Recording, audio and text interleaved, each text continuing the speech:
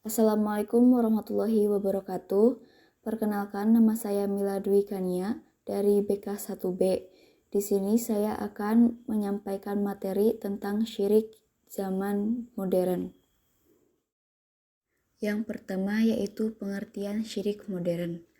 Syirik, sebagaimana yang telah kita ketahui, adalah menyamakan selain Allah dengan Allah dalam hal rububiyah atau uluhiyahnya. Atau dengan kata lain, syirik adalah menyekutukan Allah. Sedangkan modern adalah masa di mana kita berada saat ini, dengan berbagai kemajuan di segala bidang. Perbuatan syirik tidak hanya terjadi di masa lalu, di mana belum adanya teknologi seperti sekarang ini, namun di zaman serba canggih seperti sekarang pun masih terjadi perbuatan syirik. Sebagaimana yang dijelaskan dalam Al-Quran bahwa perbuatan syirik tidak diampuni oleh Allah. Allah Subhanahu wa Ta'ala berfirman, "Sesungguhnya Allah tidak akan mengampuni dosa syirik, dan Dia mengampuni segala dosa yang selain dari syirik itu, bagi siapa yang dikehendakinya. Barang siapa yang persekutukan Allah, maka sungguh ia telah berbuat dosa yang besar." Quran Surat An-Nisa ayat 48. Syirik yang berkembang pada zaman dahulu adalah syirik jali, yaitu mempersekutukan Allah secara terang-terangan. Namun, syirik yang berkembang di masa modern ini adalah syirik khafi, yaitu mempersekutukan Allah secara tidak sadar. Yang kedua yaitu bentuk-bentuk syirik pada masa modern. 1. Menganggap yang menyembuhkan penyakit adalah dokter, tabib atau obat yang diminum. Padahal dokter, tabib atau obat hanyalah wasilah atau sarana, yang menyembuhkan adalah Allah. Sebagaimana dalam firman-Nya, "Dan apabila aku sakit, Dialah yang menyembuhkanku." Quran Surat Asy-Syu'ara ayat 80. 2. Menganggap tubuh tetap sehat dan bugar karena pola makan yang seimbang atau olahraga yang teratur. Sedangkan hakikatnya yang memberikan kesehatan adalah Allah. 3. Jabatan yang diperoleh karena kepintaran, kedekatan atau kepiawaiannya memanfaatkan bantuan orang lain. Jabatan diperoleh karena atas kehendak Allah. 4. Panen melimpah karena keprofesionalannya mengolah tanah pertanian. Yang menumbuhkan tanaman adalah Allah. 5. Anak-anaknya pintar karena gizi yang diberikan memenuhi standar gizi yang ditentukan. Allah Maha Kuasa mencerdaskan seseorang. 6. Ia bisa sampai ke tujuannya tepat waktu karena kepintarannya menyetir kendaraan. Jika Allah tidak berkehendak, maka sepintar apapun kita menyetir, tidak akan sampai ke tujuan. 7. Mempertuhankan undang-undang buatan manusia atau syirik undang-undang dengan mengesampingkan undang-undang Allah. Bentuk lain dari syirik modern yaitu sebagai berikut. 1. Kesyirikan dalam ramalan horoskop dan feng shui. Ramalan melalui perbintangan. Ramalan model ini digandrungi oleh kaum remaja dan pemuda untuk meramal masa depan mereka, terutama soal karir dan percintaan. Padahal fenomena ramalan bintang berasal dan tradisi mitologi Yunani yang menuhankan dewi-dewi mereka yang berwujud bintang-bintang. Demikian pula ramalan ala feng shui yang mengaitkan kondisi rumah dengan nasib seseorang di masa mendatang. Sebagai seorang muslim, perbuatan seperti ini tidak boleh dilakukan karena yang mengatur rezeki, nasib, jodoh dan maut adalah Allah Subhanahu wa Ta'ala. 2. Perbuatan syirik melalui SMS. Dengan cara mengirim SMS, ketik reg spasi jodoh kirim ke titik-titik. Ketik reg spasi nama kirim ke titik-titik dan sebagainya. Kemudian akan diberitahu tentang jodoh atau masa depannya. 3. Penayangan film-film horor yang merusak keimanan. Fenomena kesyirikan di layar televisi yang menayangkan sejumlah acara film horor yang berbau mistis. Berbagai film horor itu kebanyakan mengisahkan tentang para hantu yang menakut-nakuti dan meneror manusia, Bahkan hantu-hantu itu sampai ingin membunuh. Ini merupakan pembodohan sekaligus menebar kesesatan ke tengah-tengah masyarakat. Padahal setiap orang mati tidak mungkin bangkit kembali. Mereka disibukkan dengan urusan besar mereka di alam kubur. Yang ketiga yaitu cara menanggulangi syirik di zaman modern. Ada beberapa upaya yang bisa dilakukan untuk menghindari syirik, antara lain: 1. Dengan memperdalam keimanan kita kepada Allah dan Rasul-Nya serta ajaran agama Allah yaitu Islam. Rasulullah Shallallahu Alaihi Wasallam bersabda, "Barang siapa yang Allah menghendaki padanya kebaikan, maka Allah akan memahamkannya di dalam perkara agama." Hadis riwayat Al-Bukhari dan Muslim. Hadis di atas dengan jelas menunjukkan bahwa kunci untuk mendapatkan kebaikan agama adalah dengan mempelajari ilmu agama, dan ilmu yang paling pokok adalah tauhid. 2.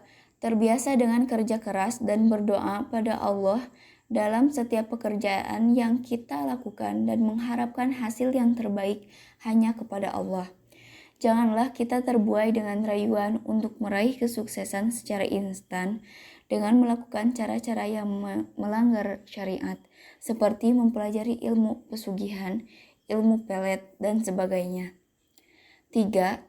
Meyakini bahwa tidak ada kekuatan dan kekuasaan yang lebih besar dibandingkan dengan kekuasaan dan kekuatan Allah. Oleh karena itu, kita dianjurkan agar selalu mengucapkan kalimat La haula wa la quwwata illa billah, yang artinya tidak ada daya dan kekuatan kecuali dengan pertolongan Allah. 4. Banyak mengingat Allah Subhanahu wa Ta'ala. Dengan banyak mengingat Allah Subhanahu wa Ta'ala atau berzikir, berarti kita berusaha menjauhi atau menghindari perbuatan syirik. Berzikir merupakan cara mengagungkan nama Allah Subhanahu wa Ta'ala, menyucikan dan mengesakannya. Dengan banyak berzikir dapat menghilangkan keraguan akan keesaan Allah Subhanahu wa Ta'ala, bahkan memperkuat keyakinan dan keimanan serta membuat hati kita tenang. Allah Subhanahu wa Ta'ala berfirman, yang artinya orang-orang yang beriman dan hati mereka menjadi tentram dengan berzikir atau mengingat Allah. Ingatlah, hanya dengan mengingat Allah hati menjadi tentram. Quran Surat Ar-Ra'd ayat 28. 5. Ikhlas dalam melakukan amal kebaikan. Segala perbuatan ibadah yang disertai dengan riya termasuk syirik. Agar terhindar dari perbuatan ini, maka setiap melakukan amal baik hendaklah dilakukan dengan penuh keikhlasan, hanya mengharapkan keridhaan Allah Subhanahu wa Ta'ala semata. Perbuatan yang dilakukan dengan penuh keikhlasan pastilah akan mendapat pahala di akhirat. Adapun perbuatan baik yang dilakukan dengan riya, amal perbuatan tersebut sia-sia karena tidak bernilai di hadapan Allah Subhanahu wa Ta'ala. Yang keempat atau yang terakhir adalah bahaya syirik bagi kehidupan manusia. Adapun bahaya syirik bagi kehidupan manusia antara lain: 1. Menghancurkan seluruh amal. Firman Allah Ta'ala yang terjemahannya, "Sesungguhnya jika engkau berbuat syirik, niscaya hapuslah amalmu dan benar-benar engkau termasuk orang yang rugi." Quran Surat Az-Zumar ayat 65. 2. Jika meninggal dalam keadaan syirik, maka tidak akan diampuni oleh Allah Subhanahu wa Ta'ala. Firman Allah Ta'ala yang artinya, "Sesungguhnya Allah tidak akan mengampuni jika disekutukan, dan Dia akan mengampuni selain itu syirik bagi siapa yang Dia kehendaki." Quran Surat An-Nisa ayat 48. 3. Pelakunya diharamkan masuk surga. Firman Allah Ta'ala, "Sesungguhnya barang siapa menyekutukan Allah, maka pasti Allah mengharamkan jannah baginya dan tempatnya adalah neraka. Dan tidak ada bagi orang-orang zalim itu seorang penolong pun." Quran Surat Al-Ma'idah ayat 72. 4. Kekal di dalam neraka. firman Allah Ta'ala yang artinya, sesungguhnya orang kafir, yakni ahli kitab dan orang-orang musyrik akan masuk ke neraka jahanam. Mereka kekal di dalamnya. Mereka itu adalah seburuk-buruk makhluk. Quran Surat Al-Bayyinah ayat 6. 5. Perkara pertama yang diharamkan oleh Allah.